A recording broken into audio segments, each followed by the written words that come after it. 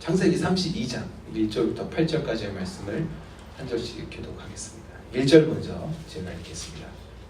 야곱이 길을 가는데 하나님의 사자들이 그를 만난지라. 야곱이 그들을 볼 때에 이르기를 이는 하나님의 군대라 하고 그 땅 이름을 마하나임이라 하였더라.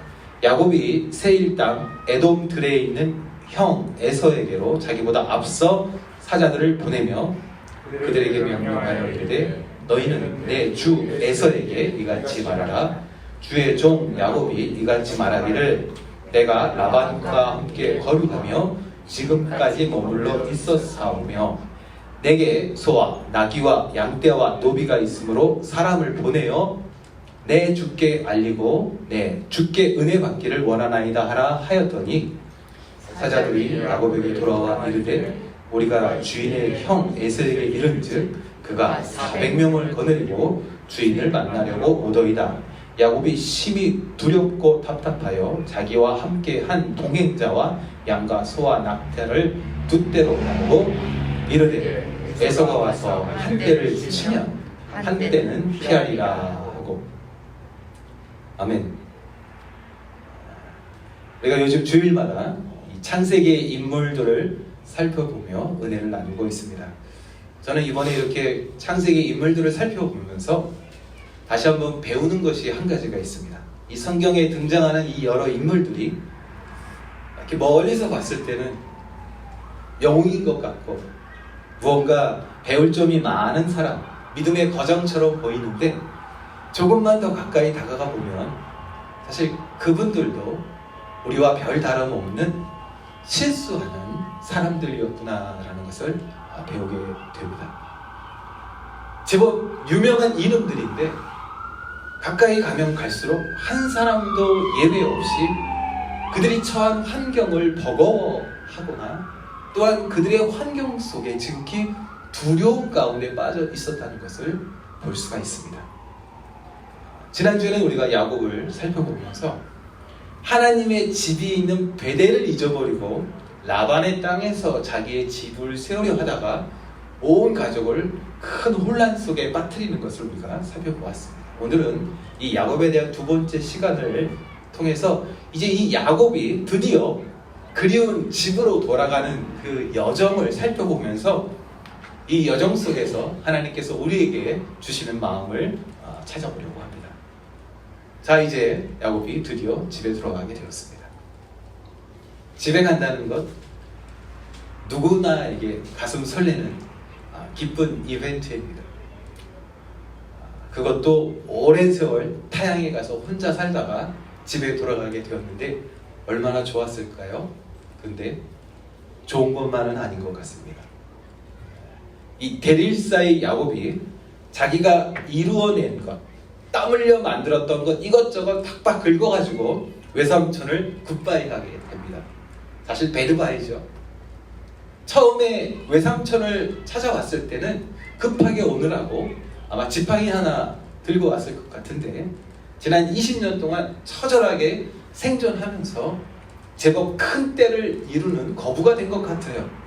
근데 우리가 잘 알듯이 열심히 일했다기보다는 열심히 사기 친 것이 아닌가. 이렇게 다 챙겨가지고 막상 그리운 아버지 집으로 돌아가려 하니까 야곱의 앞에 큰 문제가 나타나죠. 바로 이 무서운 쌍둥이 형, 이 에서의 앞을 지나가야만 한다는 현실 앞에 맞닥뜨린 것입니다. 무려 20년이 흘렀지만 형이라는 존재는 야곱에게 항상 두려움으로 남아있었죠. 이렇게 멀리까지 숨어서 4명의 부인과 12명의 자녀와 함께 막 살았지만 바쁘게 살고 막 번잡하게 살았지만 사실 야곱의 마음속에 가지고 있는 이 부담감, 이 두려움은 떨쳐낼 수가 없었죠.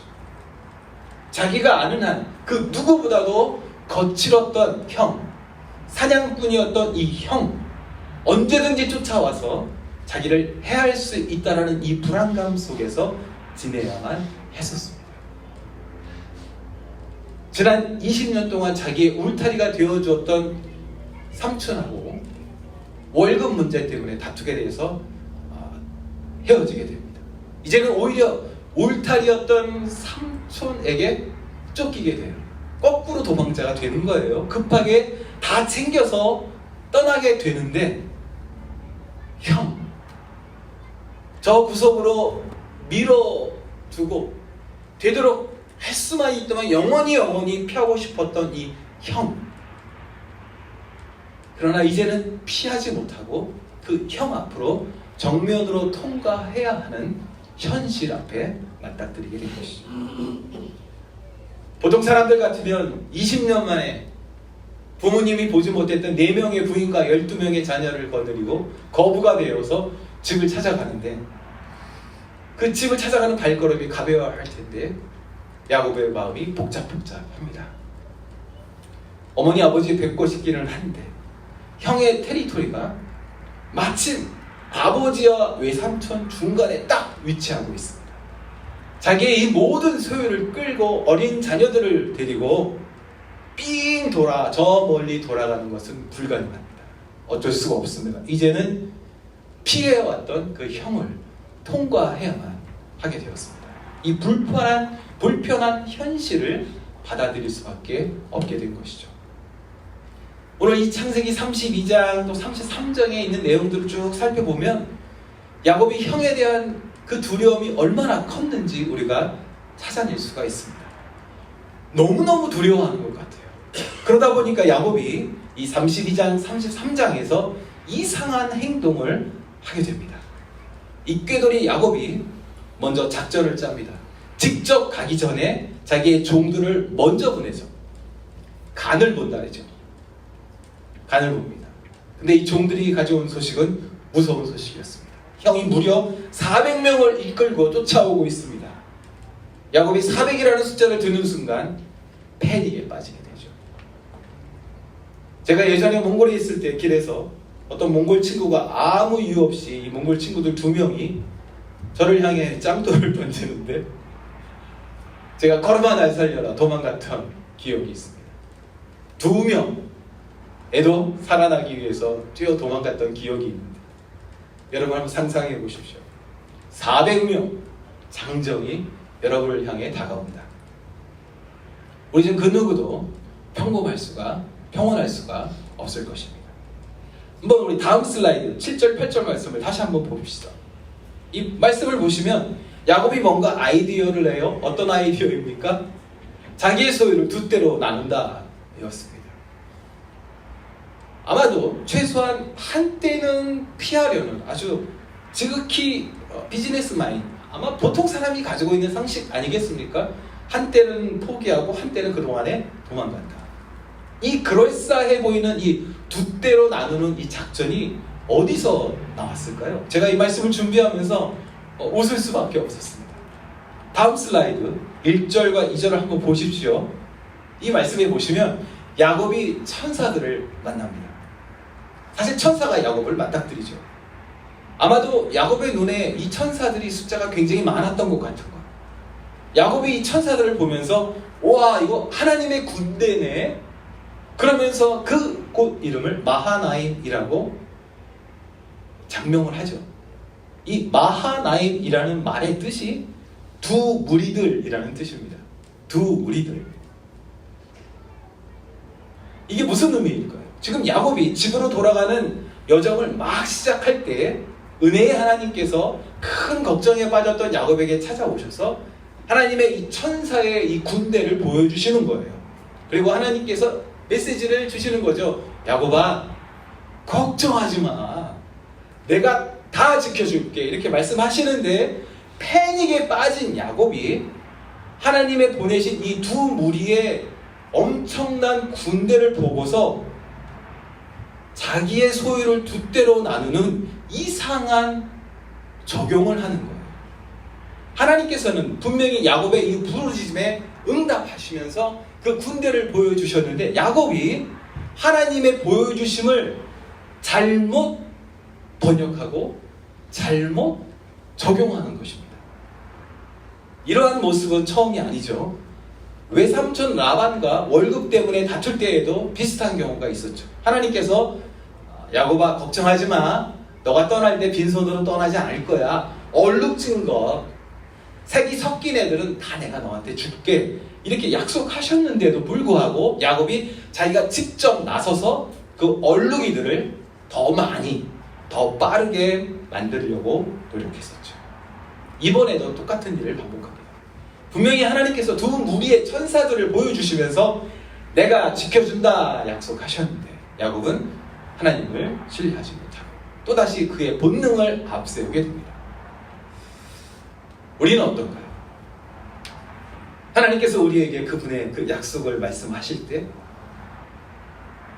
그 약속의 말씀 있는 그대로 받아들이지 못하고 스스로 뭔가 분석하고 번역하고 현실에 맞게 다시 각색하고 적용하고 우리 안에 야곱의 본능이 있다는 것을 부인하기가 힘들 것 같습니다. 분명히 하나님께서 내가 줄 것이다, 내가 지키리라 하시면 그분이 지키시는데 사람이 더 기다리지 못하고 그 말씀들 속에서 그 가장 중심의 말씀 하나님이 지키신다는 빼먹고 두 무리 그 작은 부분에 집착하는 것은 아닌가 생각하게 됩니다. 다음 슬라이드 한번 볼까요? 11절 말씀, 미국 말씀 한번 같이 읽어보겠습니다. 시작. 내가 주께 간구하오니 내 형의 손에서 에서의 손에서 나를 건져내시옵소서. 이 간구, 이 기도하는 모습을 보면 야곱이 400명이라는 무서운 보고를 듣고 나서 잠시 잠깐 정신줄을 놓았지만 다시 정신을 차리고 하나님 앞에 기도의 모습으로 예배의 모습으로 나온 것처럼 보입니다. 그러나 실상은 그렇지 않습니다. 겉으로 보기에는 분명히 하나님께 간절히 기도하는 모습처럼 보이지만 야곱은 결국 신실하신 하나님을 신뢰하지 못하고 또 자기만의 스타일로 위기 탈출 플랜을 가동하게 됩니다. 다음 슬라이드를 보세요. 그 모습이 나타나는데 다음 슬라이드 보시면 야곱의 이 짠머리, 작전 짜는 것이 나타납니다. 16절 말씀을 같이 한번 읽어볼게요. 16절 시작. 그것을 각각 때로 나누어 종들의 손에 맡기고 그의 종에게 이르되 나보다 앞서 건너가서 각대로 거리를 두게 하라. 이번에는 조금 더 자세한 계획이에요. 처음에는 크게 두 떼로 나누었는데 이번에는 가축 종류별로 작은 떼를 더 선별합니다. 형에게 줄 선물이었는데 짐승별로 소, 낙타, 양, 염소 이렇게 구분을 합니다. 일부러 여러 떼로 짧게 쪼개서 보냅니다. 시간차를 두는 거예요. 이거 아주 간단하거든요. 자기가 가진 전체 소유물 중에 극히 일부분인데 일부러 잘게 선물을 나누어서 형한테 보내는 것입니다. 그냥 모아서 한 번에 보낼 수 있는데 혹시 형이 나를 만나기 전에 형의 감정이 이 선물들 때문에 말랑말랑해지는 것은 아닐까. 그런 아주 작전을 치밀하게 짜는 것이죠. 그리고 이 꾀돌이 야곱의 꼼수가 여기서 그치지 않습니다. 다음 슬라이드 33장 2절 말씀 한번 보세요. 어떻게 구분했는지. 이번에는 사람들을 세 종류의 부류로 나누죠. 야곱이 가진 가치관을 우리가 확인할 수가 있습니다. 만약에 우리 아버지가 우리 자녀들을 이렇게 구분하셨다면, 차별하셨다면 얼마나 슬프겠습니까? 근데 이 야곱이 이 급박한 상황 속에서도 자기에게 중요한 순서대로 가족을 구분하고 있습니다. 하나님께서 분명히 마하나임, 위대한 하나님의 그 군대의 모습으로 찾아오셔서 내가 지켜줄게, 걱정하지 마 하셨는데도 불구하고 하나님의 군대를 의지하지 못하고 혹시 하나님이 놓치시는 순간이 있지 않을까, 하나님이 놓치시는 그 공간이 있지 않을까 걱정하며 혹시 하나님의 실수를 대비하는 사람의 모습을 우리가 확인할 수가 있습니다. 야곱이 왜 이렇게 패닉에 빠졌을까요? 저는 이 말씀을 준비하며 생각해 본 것은 이거 12명의 자녀들이 이렇게 패닉하는 아버지를 보면서 어떻게 아버지를 기억할까? 하나님의 군대를 신뢰하지 못하고 자기의 재물을 나누고 사람들도 나누고 이 모습을 바라보는 이 자녀들이 나중에 어떻게 성장하게 될까 걱정이 됩니다. 그러나 사실 야곱만 그런 것은 아닙니다. 누구든지 두려움에 빠져들면 이렇게 하나님 앞에 비정상적인 행동을 하고는 합니다.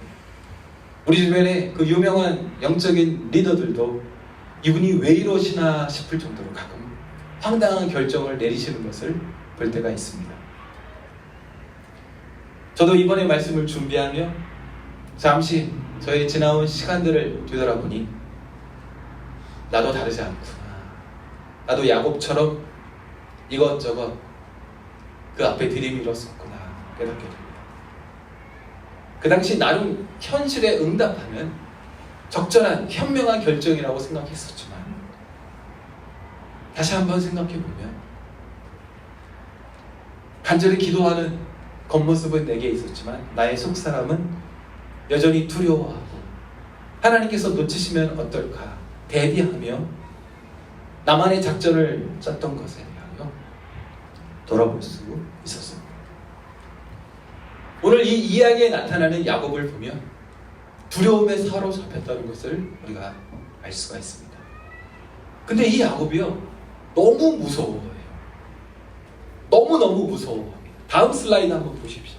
다음 슬라이드에 보시면 야곱의 감정이 드러나고 있습니다. 400명이 쫓아와요. 그러자 야곱이 심히 두렵고 답답해합니다. 또 11절에 보면 나의 가족을 해칠까봐 내가 겁이 납니다. 고백하죠. 야곱은 이 모든 것을 치밀하게 계획하고 준비했지만 여전히 떨고 있습니다. 우리 연약한 인간의 모습을 볼 수가 있죠. 겁이 난 야곱, 하나님의 마하나임을 잊어버리고 정신줄을 넣는 것입니다. 우리가 기억해야 하는 것은 두려움이라는 감정은 우리에게서 하나님의 군대를 멀어지게 할 수 있다는 것입니다. 우리의 감정이 우리의 잘못된 그 번영이 하나님의 마하나임을 보고서도 때를 나누어 배치하게 만든다는 것입니다. 여러분 한번 생각해 보세요. 화가 잔뜩 났던 이 에서가 정말로 야곱을 치려 했다면 이 때를 나눈다는 이 전략에 무슨 소용이 있었겠습니까? 그런데 이 이야기에 반전이 있습니다. 형 에서가 정말 그렇게 무서운 사람이었을까? 20년 동안 어쩌면 팥죽을 팔았던 그 순간부터 어쩌면 엄마 뱃속에서부터 형의 발뒤꿈치를 붙잡고 나올 때부터 이 야곱은 에서에 대해 경쟁심과 에서를 두려워하는 그런 감정이 있었을 텐데 평생 두려워하며 겁을 먹었던 이 에서 정말 화가 나 있었을까요? 33장 1절을 한번 보십시오. 1절부터 보시면 드디어 에서가 400명과 함께 출현합니다. 드디어 나타나는 거예요. 400명을 이끌고 나타나는 그 에서의 모습을 확인한 야곱 공포에 휩싸이죠. 감히 얼굴을 들지도 못합니다. 자기가 홍길동도 아닌데 아버지를 아버지라고 못하는 것처럼 형을 형이라 부르지 못합니다. 형님은 주인이시고 나는 종입니다. 무서운 형 앞에 그저 몸을 7번 조아리며 벌레처럼 기어나가요. 근데 야곱이 가졌던 이 평생의 오래된 이 공포와 다르게 아주 큰 반전으로 형이 반응하죠. 다음 슬라이드 4절을 보십시오. 에서가 달려와서 그를 맞이하여 안고 목을 어긋맞추어 그와 입 맞추고 서로 우니라.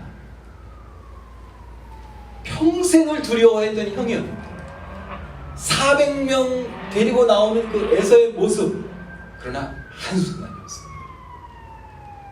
형이 달려나오며 칼을 빼들고 나를 치는 것이 아니라 이제 끝이다 생각했을 그 순간 형의 모습이 다른 모습이라는 것을 발견하죠. 오히려 자기를 끌어안고 입을 맞추고 형이 엉엉 울기 시작합니다. 야곱이 평생 예상했던 모습이 아니었습니다. 지난 20년 동안 집에 가서 형을 만나는 것보다 차라리 내가 이 외삼촌 집에서 찬밥 신세로 버티는 게 더 낫다라고 꾹꾹 참아왔는데 아니에요. 도대체 형에게 무슨 일이 있었는지 형은 자기가 생각하던 모습이 아니었습니다. 야곱의 상상 속에서 형은 언제나 무서운 존재였었고 감히 가까이 가지 못하는, 나로 하여금 집에 가지 못하게 만드는 참 부담스러운 존재였는데 아니었어요. 형이 나를 끌어안고 엉엉 울면서 보고 싶었다 고백하지 않았을까요? 마찬가지입니다. 사탄은 항상 우리에게 이런 거짓 그림자를 보여주죠. 실제는 그렇지 않죠. 어쩌면 아름다운 모습일 텐데도 사탄은 항상 우리에게 이 왜곡된 그림자를 보여줍니다. 우리를 두려움에 빠지게 만들고 스스로 멀어지게 만들고 결국 돌아서지 못하게 만들고, 너가 집에 돌아가려면 더 많은 선물이 필요할걸 우리에게 거짓말하죠. 집을 나갔던 탕자도 마찬가지였습니다. 만약에 탕자가 돼지밥을 먹이다가 아버지 집을 기억해냈을 때 당장 일어나 있는 모습 그대로 돌아오지 못하고 내가 들고 나갔던 그 돈은 다시 마련한 후에 아버지에게 가야지라고 했다면 탕자는 영원히 아버지 집에 돌아올 수 없었을 것입니다. 그러나 탕자가, 그것이 하나님의 은혜이죠, 이 미안함과 두려움을 넘어설 때 따뜻한 아버지의 곁에 다시 다가올 수가 있었던 것이죠. 우리 주변에 참 많은 사람들이 주님 보내신 이 군대를 보면서도 여전히 그 미련한 야곱의 결정을 하는 것을 보게 됩니다. 입으로는 하나님 당신을 의지합니다, 하나님 나를 도와주세요 그렇게 간구하지만 실제에서는 우리 환경에 어울리는, 우리 어떤 실생활 속에 더 어울리는 그 선물을 준비하고는 하죠. 다른 사람보다 조금만 더 노력하면, 조금만 더 희생한다면 하나님이 감동하실 거야 스스로 속이며 절대 올라갈 수 없는 계단에서 고생하며 무서워하는 것을 보게 됩니다. 야곱은 지난 20년 동안 평생 동안 자기 스스로 만들어낸 형을 무서워하고 있었습니다. 형이 너를 죽인다고 그랬어 라는 그 엄마의 한마디만 듣고 바로 외삼촌 집으로 도망가 버렸습니다. 그리고 내 상상 속의 형, 내가 만들어낸 그 무서운 형의 이미지, 그 이미지를 자양분 삼아 나는 더욱더 어두운 곳으로 나를 집어넣었던 것이죠. 무서워하는 내 감정 속에 역사하는 그 어둠의 영이 실제의 형보다도 훨씬 더 무서운 괴물로 만들어냈던 것이죠. 야곱의 인생에 있어서 가장 화려했어야 할 이 시간, 20년 동안 야곱은 그 시간을 허비할 수밖에 없었던 것이죠. 그러나 마하나임의 하나님께서 다시 한번 야곱을 찾아오시며 그분의 곁을 허락해 주셨습니다. 막상 맞닥뜨려 보니 형이 그 형이 아니었어요. 20년 동안 내가 거짓된 그 그림자 속에 속아왔구나 알게 하셨습니다. 막상 맞닥뜨려 보니 우리가 생각했던 그 하나님, 그렇게 무서운 하나님이 아니셨죠. 죄인에게도 그분의 따뜻한 곁을 허락하시는 사랑의 하나님이셨습니다. 주님의 사랑하시는 형제자매 여러분, 형이 이미 변해 있었습니다. 우리가 피하던 하나님, 더 이상 나 스스로 만들어낸 무서운 하나님이 아니십니다. 우리가 지나온 세월 동안에 나에게 무서움을 강제로 먹이며 너는 더 멋있는 선물을 준비해야 할 걸 그렇게 거짓말하던 사탄에게 오늘 이 시간 하나님은 나를 위해 마하나임을 이미 준비하셨어 라고 선포할 수 있기를 축복합니다. 오늘 이 시간 다시 한번 하나님의 품에 안겨 함께 올 수 있기를 축복합니다. 오늘 이 시간 다시 한번 우리에게 값없이 약속하신 그분의 신실한 말씀 앞으로 나아가실 수 있기를 예수님의 이름으로 축복합니다. 아멘. 아멘. 우리 잠시 머리를 숙이고 조금 더 하나님 마음 들어봤으면 좋겠습니다.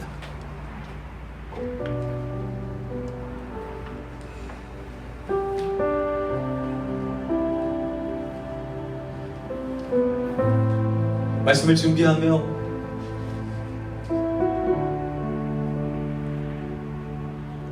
내가 무서워하는 형은 무엇인가 생각하게 되었습니다. 혹시 또 내가 무서움을 주는 형은 아닐까 그런 생각도 해보았습니다. 마하나임은 나의 때를 두 개로 나누어라라는 의미가 아니었습니다. 그것은 어쩌면 하나님께서 에서의 무리와 야곱의 무리가 만나는 그런 아름다운 장면을 보여주신 것은 아닐까 생각해 봅니다. 자기를 죽이러 온다고 생각했던 그 무서운 400명이 알고 보니 헤어졌던 동생을 환영하는 형의 공연단인 것은 아닐까요? 야곱이 다시 만났던 형 이미 다른 사람이 아니었습니다. 어떤 일이 있었는지 알 수 없지만 하나님께서는 형의 마음도 만져주셨던 것이죠. 혹시 우리가 살아가면서 하나님을 무서워하고 있습니까? 그러나 우리가 기억해야 하는 것은 하나님 그렇게 무서운 분이 아니시라는 것이죠. 나 혼자 무서워했지 하나님은 언제나 우리를 사랑으로 대하셨던 분이시죠. 하나님은 내 예물에 내 노력에 관심이 없으십니다. 나의 예물을 이런저런 항목으로 자세하게 쪼개서 많아 보이게 하나님을 감동시키려 노력할 필요도 없습니다. 하나님은 오직 마음이 상한 자를 가까이 하시고 진심으로 충심으로 통회하는 자를 구원하시는 아주 좋으신